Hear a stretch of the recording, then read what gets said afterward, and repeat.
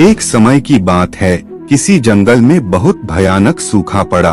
उस जंगल में पूरे साल एक भी बूंद पानी नहीं बरसा, सूखा पड़ चुका था। इसलिए जंगल में रहने वाले जानवरों के लिए, पक्षियों के लिए कुछ भी खाने को नहीं बचा, सब भूखे मर रहे थे। जानवर पक्षी धीरे धीरे उस जंगल को छोड़कर दूसरे जंगल में जाने लगे, दूसरे राज्य में जाने लगे। उसी जंगल में एक कौवा का जोड़ा रहता था। कौवा का जोड़ा एक वृक्ष की डाल पर बैठा हुआ था। कौवा की जो पत्नी थी कौवी, वह बहुत ही भूखी थी, क्योंकि 3 दिन हो गए थे उन कौवा और कवि के लिए कुछ खाने को नहीं मिला। कौवी बैठी बैठी डाली पर इधर उधर देख रही थी, कहीं कुछ खाने को मिल जाए। तभी उस वृक्ष के नीचे एक लोमड़ी अपनी मुंह में एक मांस का टुकड़ा दबाकर आ जाती है। कौवी ने देखा तो उसके मुंह में पानी आ गया। उसने लोमड़ी से कहा, लोमड़ी बहन, मैं 3 दिन से भूखी हूँ, आप इस मांस में से थोड़ा टुकड़ा मुझे भी दे दोगी तो आपकी बहुत मेहरबानी होगी और मेरी भूख शांत हो जाएगी, नहीं तो मेरा दम निकल जाएगा। लोमड़ी ने कौवी की तरफ देखा कि कौवी अपने पति के साथ बैठी है, तो लोमड़ी तो चालाक थी, क्योंकि यह आप जानते ही हैं कि लोमड़ी तो चालाक होती है। तो लोमड़ी ने विचार किया, इस मांस के टुकड़े से तो हमारा पूरी तरह से पेट भी नहीं भरेगा, यह अच्छा मौका है, इसको पास में बुलाते हैं और जैसे ही यह कोई पास में आएगी इसको मारेंगे और खा जाएंगे और हमारा पेट भर जाएगा। फिर लोमड़ी ने कौवी से कहा, बहन घबराओ नहीं, तुम नीचे आ जाओ, मैं बड़े प्यार से तुम्हें अपने पास बिठाकर तुम्हें यह मांस का टुकड़ा खिलाऊंगी। तो कौवी तैयार हो जाती है और जब जाने को होती है लोमड़ी के पास में, तभी कौवा रोक लेता है। कौवा कहता है, क्या पागल हो गई हो तुम? अरे यह हमारी दुश्मन है, अगर तुम नीचे गई यह मांस के टुकड़े को छोड़कर तुम्हें ही मार कर खा जाएगी। कौवी कहती है, नहीं मैं जाऊंगी जरूर, यह हमारे साथ ऐसा नहीं करेगी। कौवा फिर समझाता है, तुम मेरी बात को समझो, इसके पास मत जाओ, नहीं तो यह तुम्हें मार कर खा जाएगी। कौवी फिर भी कौवा की बात नहीं समझती है, तो कौवा कहता है, ऐसे तुम नहीं समझोगी, हम तुम्हें एक कहानी सुनाते हैं, बात को सुनो, उसके बाद में जाना।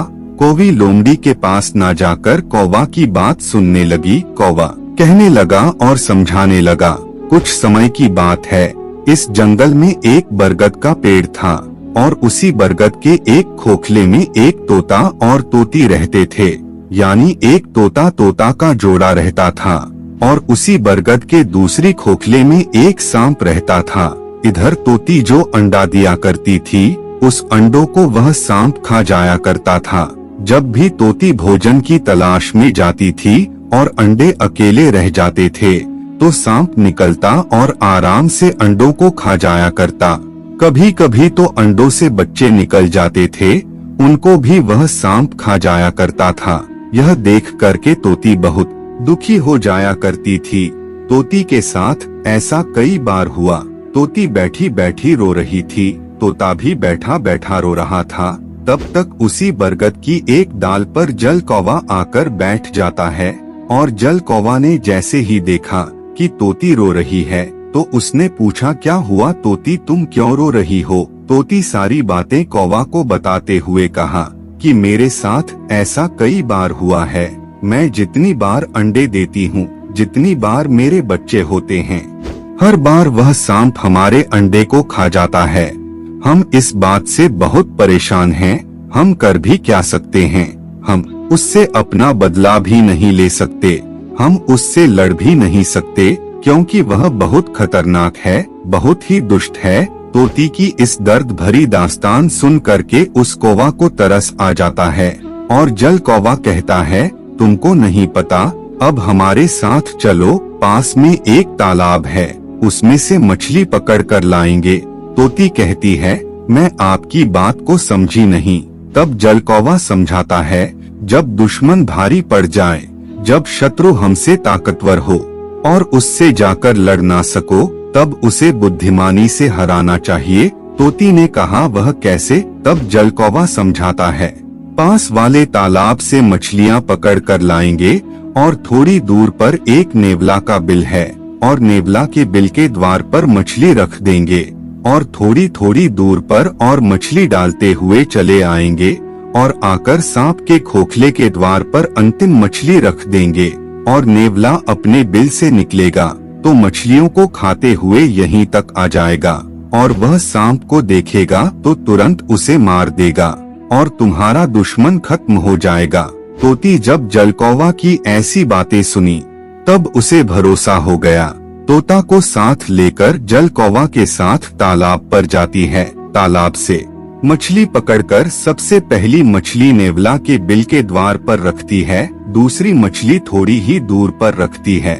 ऐसे ही क्रम बाई क्रम रखते हुए वह सांप के खोखले तक आ जाते हैं और अंतिम मछली भी सांप के द्वार पर रख देते हैं और ऊपर बैठ जाते हैं। अब उस तोती से जलकौवा कहने लगा कि थोड़ी देर प्रतीक्षा करो और देखो क्या नजारा होता है। तभी थोड़ी देर के बाद में जब वह नेवला उस बिल से बाहर निकलता है और उसने दरवाजे पर जब मछली पड़ी हुई देखी तो भगवान को धन्यवाद देने लगा और कहने लगा, प्रभु आज आप तो बहुत मेहरबान हैं, जो भोजन स्वयं चल करके हमारे घर ही आ गया। द्वार पर पड़ी मछली को नेवला खाता है, उसके बाद में वह नेवला और आगे बढ़ता है तो उसे एक और मछली मिलती है, फिर उसे खाता है, फिर आगे बढ़ता है, यानी क्रम बाई क्रम मछली उसे मिलती गई। वह खाता चला गया और खाते खाते वहीं आ गया जहां वह सांप रहता था। उसके दरवाजे पर एक मछली पड़ी थी। नेवला ने वह मछली खाई। फिर नेवला विचार किया, इसका कारण क्या है कि मछली कर्म बाई कर्म हमको मिलती गई और हम खाते गए और यहाँ तक आ गए। लगता है यह किसी का घर है, लगता है कोई हमारे साथ चाल चल रहा है, चलो इंतजार करते हैं। मित्रों, वह नेवला उस सांप दरवाजे पर बैठकर इंतजार करने लगता है। सोचता है अगर कोई होगा तो थोड़ी देर में जरूर बाहर निकलेगा। फिर कुछ समय के बाद में जब सांप अपने खोखले से बाहर निकलता है और नेवला सांप को देखता है तो समझ जाता है कि लगता है इसी की चाल है। और यह तो आप जानते ही हैं कि सांप और नेवला की कट्टर दुश्मनी होती है। नेवला सांप से युद्ध करने लगता है, लड़ने लगता है। अंत में नेवला सांप को मार डालता है। यह देखकर वह तोती बहुत ही प्रसन्न होती है और उस वृक्ष की डाली से आवाज लगाती है कि नेवला भैया, मैं आपको तहे दिल से धन्यवाद करती हूँ, क्योंकि इसकी वजह से मैं बहुत परेशान थी। आज आपने हमारे दुश्मन को मार दिया, आपका मैं बार बार धन्यवाद करती हूँ। तोती बहुत प्रसन्न थी। इधर नेवला ने देखा कि ऊपर तोता तोती का जोड़ा बैठा हुआ है तो नेवला समझ गया कि अच्छा, इसका मतलब यह जाल तुम्हारा ही बनाया हुआ है। तोती उसको सारी दास्तान सुनाती है और उसके बाद में वह नेवला कहता है कि तोती, क्या ऊपर से ही धन्यवाद देती रहोगी या नीचे आकर के धन्यवाद दोगी? मित्रों, वह तोती उड़कर उसके पास आकर बैठती है, लेकिन नेवला उसके ऊपर वार कर देता है और तोती को भी मारकर खा जाता है। तोता उधर सोच रहा है, एक दुश्मन से जीत नहीं पाई तब तक दूसरे दुश्मन के चंगुल में चली गई। मित्रों, वही बात समझाता हुआ कौवा कौवी से कहता है, देखा, एक दुश्मन से बचके दूसरे दुश्मन के चंगुल में तोती फंसकर मर जाती है, क्योंकि उसने भरोसा कर लिया। वह भूल गई थी कि नेवला दुश्मन है, यह हमको छोड़ेगा नहीं, इसलिए कौवी तुम ना जाओ, यह हमारी दुश्मन है, यह जरूर तुम्हें मार देगी। और भूलकर इसी तरीका से इन 4 लोगों से कभी मदद की भीख नहीं मांगना चाहिए। कौवी कहने लगी, वह कौन से 4 लोग हैं जिनसे इंसान को कभी मदद की भीख मांग नहीं चाहिए? तो कौवा समझाता है, पहला, आपका दुश्मन। अगर दुश्मन से आप मदद की भीख मांगने जाएंगे तो वह आपकी मदद नहीं करेगा, आप पर वार करेगा और आपको मार देगा। इसलिए दुश्मन से कभी भी मदद की भीख नहीं मांगनी चाहिए। दूसरा है अभिमानी, घमंडी। अभिमानी व्यक्ति के पास भी कभी मदद की भीख मांगने मत जाना, चाहे जान ही क्यों न चली जाए, क्योंकि अभिमानी व्यक्ति के पास आप गए तो वह तुम्हारा घमंड में आकर के, अभिमान में आकर के तुम्हारा अपमान कर देगा और देगा कुछ भी नहीं। तीसरा है कपटी। कपटी के पास भी कभी मदद मांगने मत जाना, क्योंकि कपटी जो होते हैं वह मदद तो करेंगे नहीं, लेकिन वह अपने कपट से तुम्हें कहीं ना कहीं फंसा लेंगे, तुमसे फायदा ले लेंगे और तुमको छोड़ देंगे, जिससे तुम्हारा बहुत बड़ा नुकसान हो जाएगा और तुम्हें पता भी नहीं चलेगा।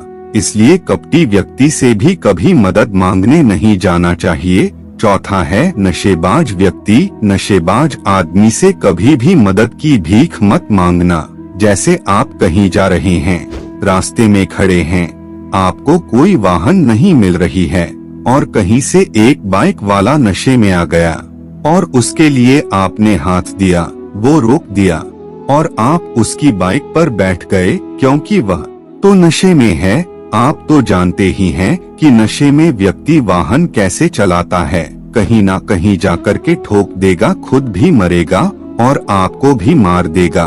तो इसलिए नशेबाज आदमी से भी कभी भी मदद की भीख मत मांगना। चाहे रास्ते में हो तो मर जाना या भूखे हो तो मर जाना, लेकिन ऐसे 4 व्यक्ति से मदद की भीख मत मांगना। एक दुश्मन, दूसरा अभिमानी, तीसरा कपटी और चौथा नशेड़ी। मित्रों, कौवा इस तरह की बातें सुनकर वह कौवी समझ जाती है कि हमारा पति कौवा सच कह रहा है और वह लोमड़ी के पास नहीं जाती है। मित्रों, यह कहानी का तर्क यही है कि यदि इन 4 लोगों से आप मदद मांगने गए तो मिलेगा कुछ नहीं, उल्टा आपका नुकसान हो जाएगा, आपका अपमान हो जाएगा, आपकी जिंदगी जा सकती है। मित्रों, कैसी लगी कहानी? अगर अच्छी लगी हो तो वीडियो को लाइक करके हमारे चैनल को सब्सक्राइब कर लीजिए। मिलते हैं एक ऐसे ही ज्ञानवर्धक वीडियो के साथ। तब तक के लिए जय हिंद, वंदे मातरम। वीडियो पूरा देखने के लिए आपका बहुत बहुत धन्यवाद।